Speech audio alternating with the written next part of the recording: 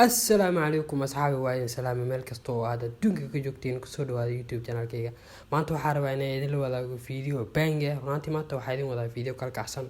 videoga maanta idin wada waxa waay sidee YouTube-ka uga dhigi kartaa ama u saari kartaa calaamada dark mode-ka dadkii aan garanayn waxa laga wadaa sidee YouTube-ka dhan hadda sida kaaga muuqato shaashada YouTube-ka dhan wuxuu u muuqdaa mid cadaan ah marka sidee uga dhigi kartaa madow ama sidee u saari kartaa calaamada dark mode-ka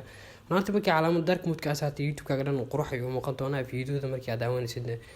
nadiif ayuu u muuqan doonaan waana ka heli doontaa insha Allah marka waa iska fududahay marka ugu horeysa waxaa u baahan tahay meesha searching-ka meesha ku xigta ee calaamada Apple-keesa ani saaran tahay wax kale ku saaran inaad ku dhifatid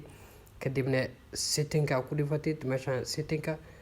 kadib sidan ay ku soo bixi doonto kadib waxaa u baahan tahay inaad ku dhifatid meesha ku qoran tahay dark theme waxaa laga wadaa dark mode marka dark theme-aas on ka dhig boom hadda sida u jeedin YouTube-ka dhan madow ayuu u muuqdaa runtii YouTube-ka markii calaamada aad saartid YouTube-ka waa ka heli doontaa video kasta daawanaysid qurux ayuu ku muuqan doonaa hadda tusaale aan video idin tuso videoga camal fiiri runtii waa nadiif waxaan rajeynayaa asxaabeena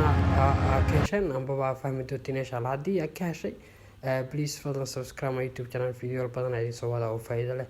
marka waa mahadsantihiin peace